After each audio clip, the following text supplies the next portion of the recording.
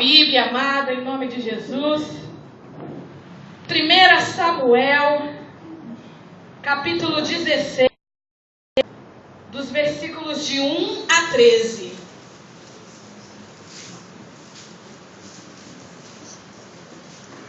Samuel,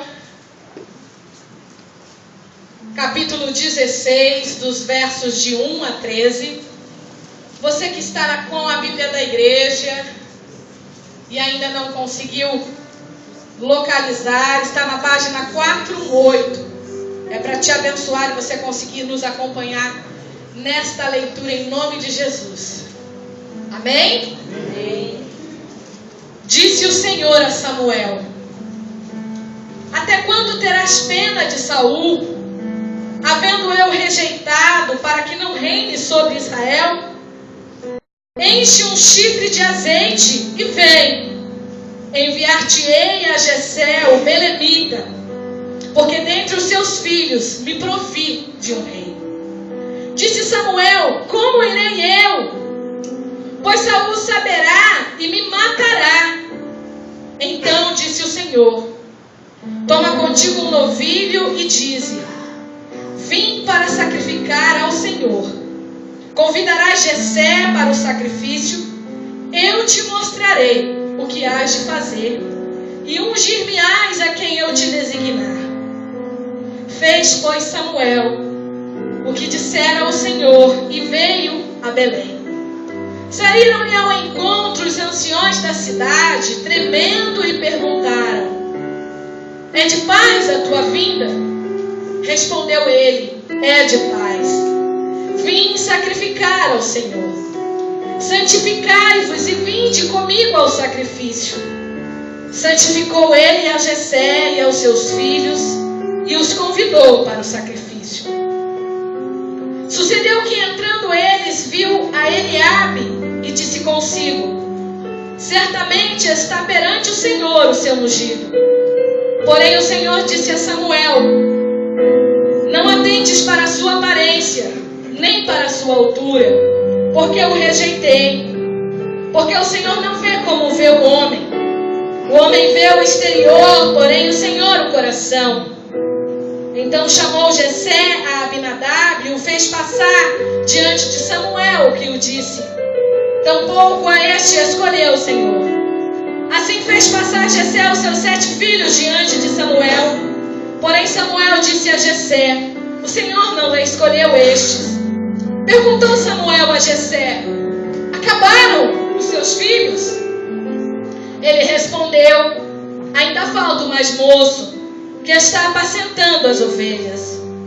Disse, pois, Samuel a Jessé: manda chamá-lo, pois não nos assentaremos à mesa sem que ele venha. Então mandou chamá-lo e fê-lo entrar.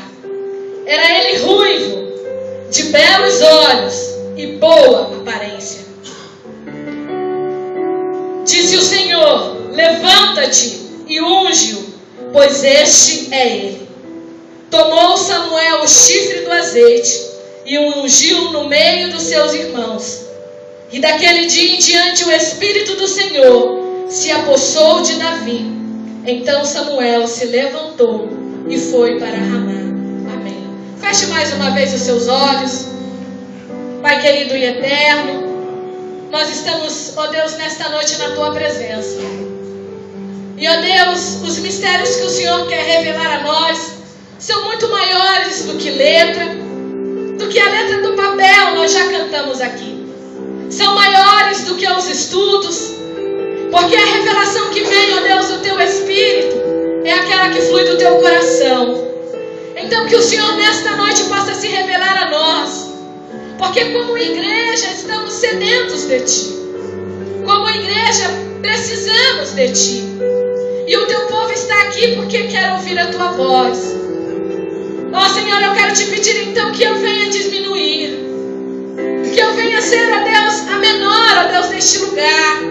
Para que o Teu nome, para que o Senhor seja engrandecido.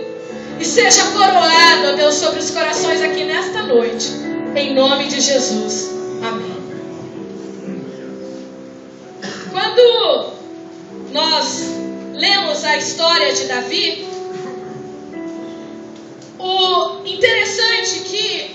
Muitos de nós pensamos que Deus está à procura de super-homens.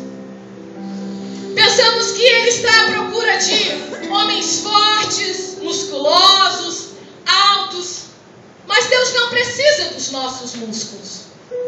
Mas Deus precisa de um coração. E Ele está à procura de um coração. Conta-nos a história que Samuel saiu do norte do país. E naquela época, onde ele estava ao norte e a tribo de Judá era ao sul daquele país. E Samuel ficou preocupado como que ele iria sair daquele lugar e chegar até a casa de Jessé para lhe falar, para lhe levantar um rei, porque já existia um rei sobre a terra de Judá e de Israel. Saul já era este rei. E eu fico imaginando a conversa de Samuel com Deus naquele momento, ele profeta, e Samuel é aquele que já tinha sido escolhido desde o ventre, porque a sua mãe já tinha o dado para Deus. E ele tinha tanta intimidade que logo cedo Deus já começou a falar com ele. E não existiam fax nem internet naquela época, mas já existia esta comunicação face a face, meu amado, de Deus com o ser humano. E aí então, imagina aquela conversa, Deus fala: olha Samuel, eu já estou cansado do Saul. O Saul é aquele que está sempre fazendo o que é ruim. Eu já me cansei de tentar mudar esse coração. Então eu quero que você saia aí da sua casa, pega o chifre, pega o azeite, pega uma comitiva e vai até Judá, na casa de Jessé, o belemita, lá na terra de Belém, na casa do pão, e lá você vai ungir um novo rei. Aí o Samuel já tremeu nas pernas, né? Olha, Senhor, isso aí tá meio difícil, porque como eu vou atravessar um país, o Senhor sabendo que eu sou profeta, o rei tá por aí, e quando ele me parar, eu vou dizer o quê? Olha, Deus está desagradável com você, vai lá e volta e se arrepende, porque eu estou indo consagrar outro rei. Mas o interessante da nossa história é que Deus está sempre nos dando estratégias para fazer a obra dele. E a grande estratégia que Deus deu a Samuel foi: você vai dizer para qualquer um que perguntar o que você está fazendo, que você vai até aquela cidade para santificar o povo. E ali você vai levantar um altar, e ali aquele povo vai te adorar, e ali o povo vai me adorar e vai me buscar, e você vai santificar as vidas que estão ali. Então Samuel saiu, meio tremendo nas bases, porque ele pensou: eu não sei se vou fazer, né, se vai dar certo isso. Mas ele foi com a palavra que o Senhor tinha dito. E quando ele entra na cidade de Belém, já os anciões o recebem. Os homens mais velhos e distintos da cidade, e logo perguntam para ele: é de paz a tua vinda? Ou seja, está acontecendo alguma coisa, Samuel, que você se abalou lá do norte do país para vir aqui nessa nossa humilde tribo? Judá era a maior tribo de Jerusalém. E ele tinha que, além de entrar na tribo, adentrar até Belém e chegar até a casa de Jessé. Jessé naquela época já era com certeza um tanto conhecido, porque ele era descendente de Boaz e da nossa tão amada conhecida Ruth. Ele tinha bens, ele era famoso na cidade, porque ele era descendente de Noemi. E quando Samuel entra na sua casa, imagino o espanto de Jessé. Epa, mas você veio me visitar? É igual quando a gente vai visitar um irmão Nossa, eu nunca imaginei que você viesse aqui na minha casa. De todas as pessoas, acredito que Jessé falou para Samuel, de todos, eu nunca pensei que iria receber um profeta aqui no meu lar. E Samuel chamou Jessé de canto: olha, eu vim aqui com uma missão. E a missão que eu tenho neste dia é, além de santificar a sua casa, escolher dentre um dos seus filhos o novo rei de Israel. O interessante, meu amado, que eu disse aqui no primeiro culto, que o pastor não saiu da casa dele à toa. Eu não saí da minha casa à toa. O ministério de louvor não saiu da sua casa à toa. Porque quando Deus chama o seu mensageiro, o seu profeta, e os traz para um lugar, é para trazer bênção para a sua vida. É para trazer uma novidade ao seu coração. Nós não viemos aqui porque não tínhamos nada o que fazer, mas porque Deus queria trazer nesta noite para você, que Ele veio até esta casa para escolher reis para o seu reinado. Ele veio até esta casa para escolher homens. Glória ao nome do Senhor, aleluia, Deus. Aleluia, Senhor Jesus. Ele veio até esta casa para dizer e levantar você como príncipe em Israel. E foi isso que ele revelou a Jessé. E eu imagino que naquele momento, tudo que Jessé estava pensando, eu vou então, dentre todos da tribo, o escolhido para que um dos meus filhos fosse o rei, o novo rei de Israel. Com certeza ele já mandou que os seus filhos se arrumassem, colocassem vestimais. Por quê? Porque estar diante do profeta, você tinha que estar bem apresentado, você tinha que estar bonito. É igual quando você vem à igreja, você se preocupa com a sua melhor roupa, com o melhor perfume, com o melhor sapato. Naquele tempo não era diferente. Era estar diante de uma autoridade, a maior autoridade da parte do Senhor. Então prepararam toda aquela festa. E aqueles homens chegaram então diante de Samuel. Mas o primeiro ponto que eu gostaria de conversar com vocês nessa noite é que Deus não olha para a aparência. Amém. Glória a Deus. A gente fica tão preocupado com as aparências, amado. Ficamos tão preocupados, estamos tão limpos por fora. E muitas das vezes o nosso coração está tão sujo. Ficamos tão preocupados se a nossa roupa branca está bem branquinha. Mas às vezes o nosso coração está cheio de mágoa, está cheio de tristeza. E Deus não consegue invadi-lo com a sua graça. Porque Deus olha o coração. Continuando no texto, disse que depois do momento de santificação, que era fazer ali um sacrifício, Jessé começou a chamar os seus filhos. E ele chamou primeiro, claro, um homem de aço, né? Bonitão, fortão, cheio de músculos. E aí é claro que o Samuel olhou assim: epa, é esse aí. Deus está procurando um guerreiro. Aí Deus só frustrou os sonhos de Samuel. Olha, Samuel, manda passar. Não é esse aí que eu quero. Aí o Jessé olhou assim: tá bom, já entendi. Vem o próximo. Veio o próximo. O próximo também era guerreiro. Sabe por quê?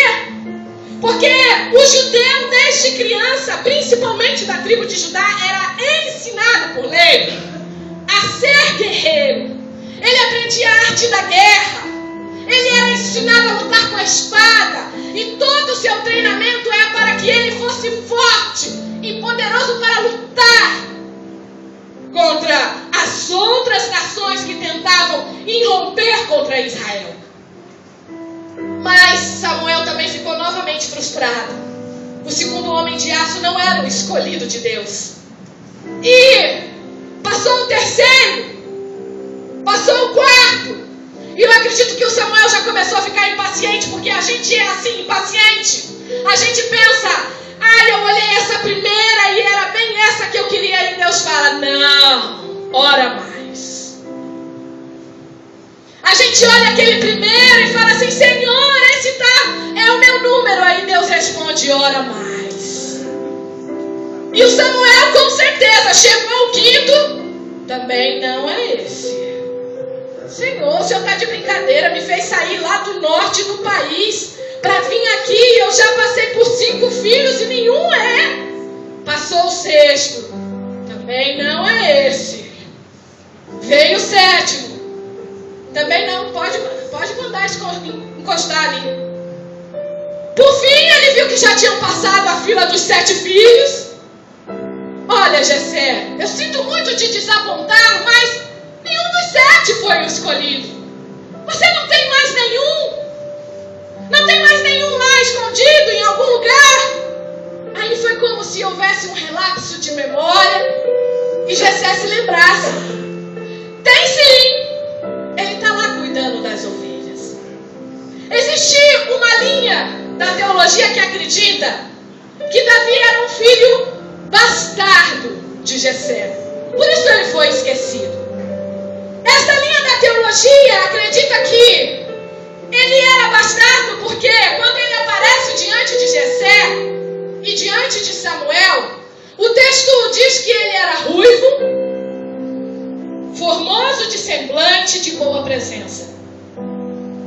Ruivo, no texto hebraico, vem de Damá, da mesma raiz de Adão, que significa vermelho, terra, sanguíneo. E acreditam esses teólogos que só iria se citar que Davi era ruivo porque ele não era igual aos seus irmãos. Ou seja, possivelmente a sua mãe era uma outra mulher. Segundo momento, disse que ele também, no Salmo 113, versículo 7, disse que ele recolhia lixo e o resto das refeições, porque ele fala assim neste verso: o Senhor me tirou do monturo e me colocou para se assentar com príncipes. Para dizer da onde Deus tinha tirado ele. E um outro ponto que acreditam que ele era também um filho bastardo, porque segundo a lei judaica, o trabalho sujo era responsabilidade do filho bastardo. O trabalho sujo de limpar, de cuidar e de tomar conta dos rebanhos do seu pai. No Novo Testamento nós temos a história do filho pródigo. E disse que quando ele volta fala: pai, eu não sou digno de me assentar na sua casa, então me permita pelo menos ser como um dos teus servos e cuidar dos animais. Só cuidava do animal quem era considerado lixo, servo, desprezado. Mas existe também uma outra linha da teologia que acredita que Davi era o filho que foi esquecido por Jessé. Por ele ainda talvez ser criança, menino ainda, Jessé não se lembrou de chamá-lo, porque ele ainda não tinha sido ensinado na arte da guerra. Esquecido ou bastardo? Deus olhou para ele diferente, como olhou para mim e para você de uma maneira diferente. Se nós formos olhar a nossa vida, meu amado, se nós formos fazer um retrospecto de quem nós éramos, houveram momentos na história que disseram para mim e para você: você não presta para a igreja, você não presta para servir ao Senhor Jesus. Olharam para Davi e disseram para ele, esquecendo: você não presta para ser rei em Israel, você não presta para se assentar com príncipes, você não presta para se assentar à mesa. E disseram uma vez isso para mim e para você. Só que quando Samuel entrou neste lugar, porque Deus estava com ele, disse: eu não estou olhando para músculos, eu não estou olhando para homens inteligentes, para homens articulados em guerra, mas eu estou olhando para um coração puro, para um coração que está disposto a fazer a minha vontade. Aleluia, Senhor Jesus. Glórias ao teu nome.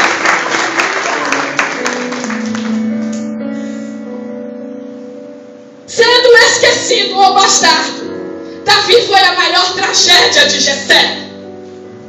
Mas naquele dia, quando Samuel entrou na sua casa, a tragédia passou a ser bênção. E é isso que eu quero anunciar para você nessa noite. Se você entrou aqui e alguém falou para você que você era a tragédia da sua vida, da sua família, que você era a tragédia no seu emprego, que você era a tragédia da igreja, Deus está dizendo para você que Ele muda tragédia e transforma em bênção. Que Ele muda as circunstâncias e transforma em vitória. Porque Ele é o Senhor da nossa vida. Ele é aquele que vai lá no monturo e transforma em rei. Mas sabe por que Ele fez isso? Porque além dele olhar o coração, Ele também consegue reconhecer aquele que é dependente totalmente de Deus. No domingo passado nós ouvimos aqui um dos salmos mais lindos do próprio rei Davi. A missionária Elaine declamou aqui para nós: o Senhor é o meu pastor. E o Senhor é o meu pastor é um dos salmos mais conhecidos dele. Vocês já ouviram ele aqui no domingo passado. Mas sabe por que o Davi sabia reconhecer que ele só tinha Deus? Porque ele era esquecido. Ele tinha sido abandonado. Ele só tinha Deus.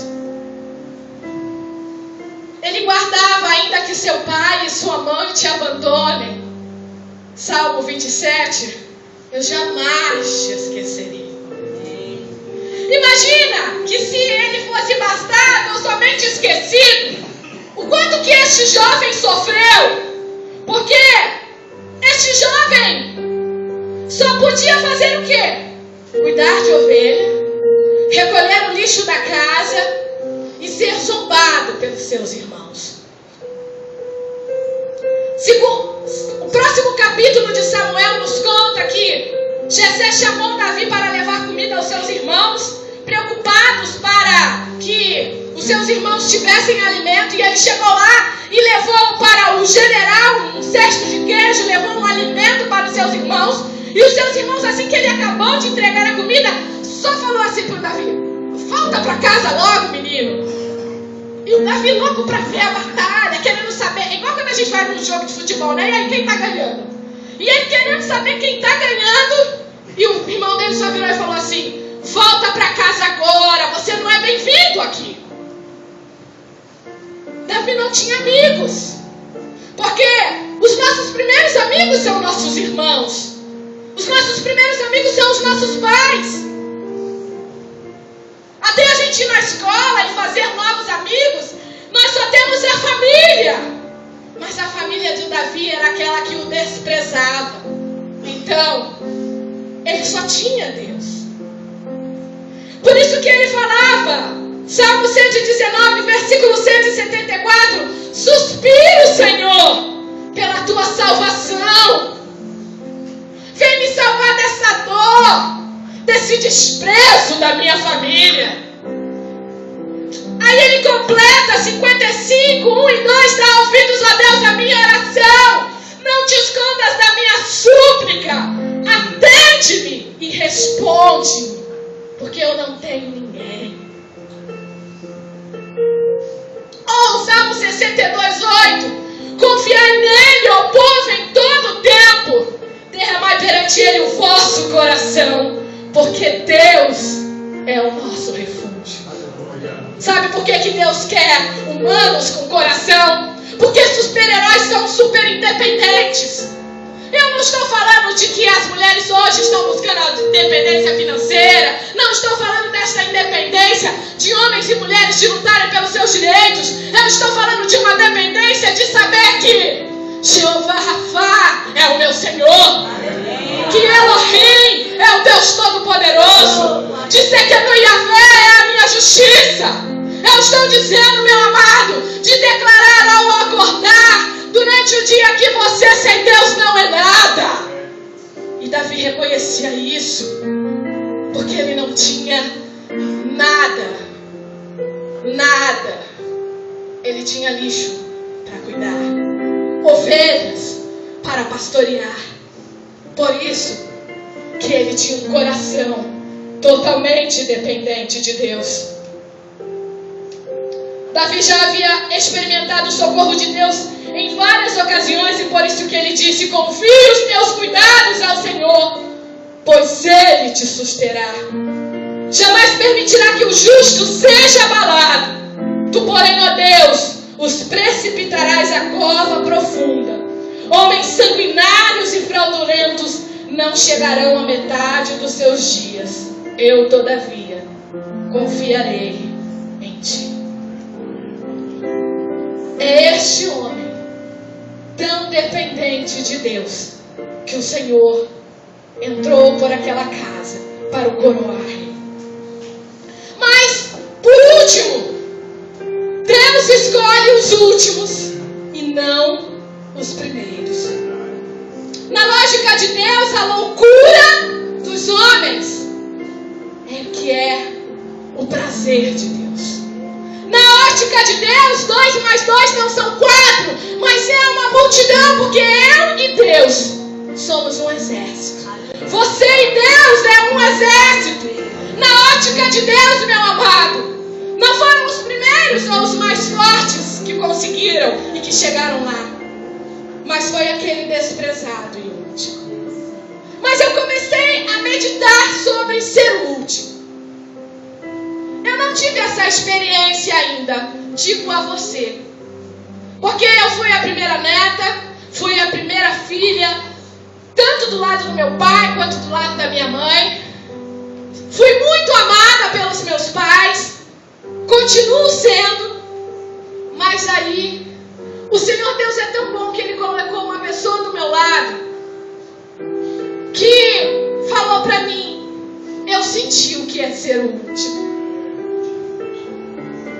E eu senti o que era ser o patinho feio da família. Eu senti o que era ser o desprezado. Porque Deus ainda não tinha feito isso comigo, mas Ele precisava me mostrar face a face o que era isso. E eu escutei uma vez da minha esposa, ela falando assim, que quando eu estava tão triste, sem nada, sem ninguém, sem mais esperança, eu ouvi a música da Noemi Nonato, Pássaro Ferido. E eu me senti esse pássaro ferido, sem ter nada, sem ter ninguém. Vivia embaixo de uma mesa porque não tinha esperança, porque eu era o último. Sobravam para mim os restos da minha vida. Eu não sei se você já se sentiu assim. O último. Porque o último acha que sempre vai continuar a ser o último. É só na lógica de Deus que o último é o primeiro. Na lógica do mundo, o último será sempre o último. O último não tem esperança. O último não tem alegria. Fica no canto e nunca é convidado. O último é como um pássaro ferido, sem ter casa, sem ter aonde ir.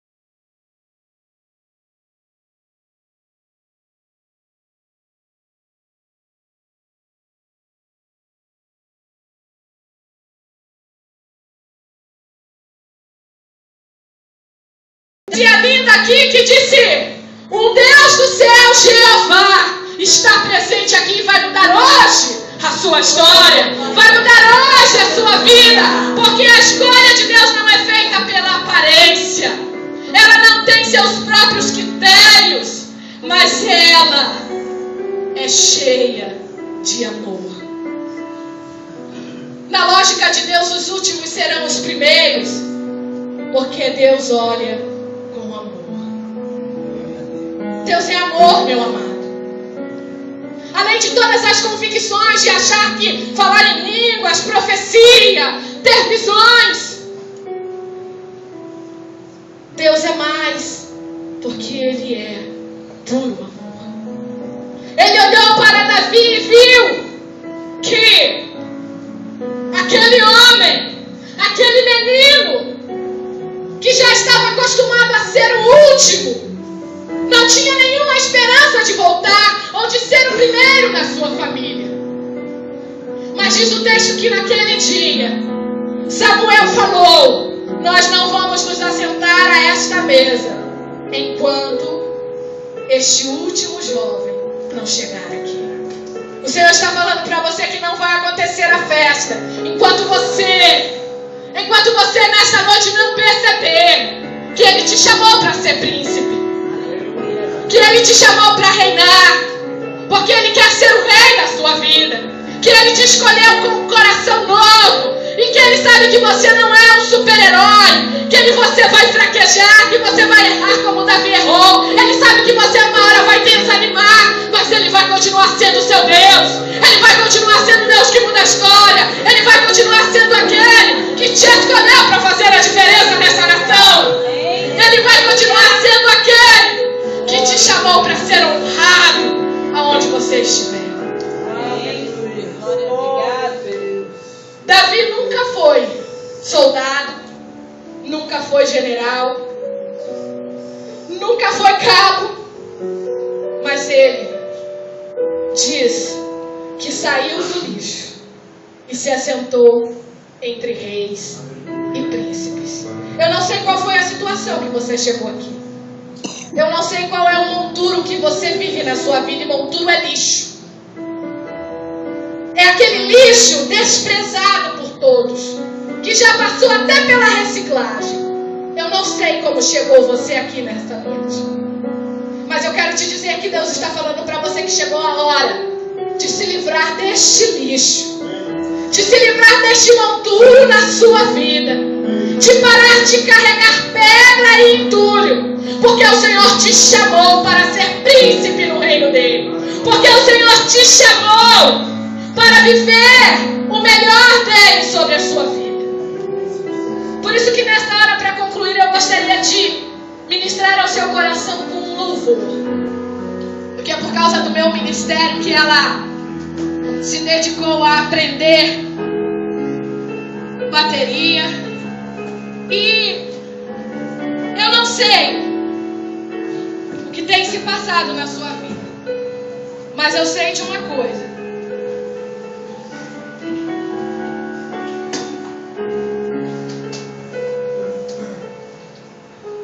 quando você sentir as suas forças indo embora, que o seu sonho de chegar está muito longe, que você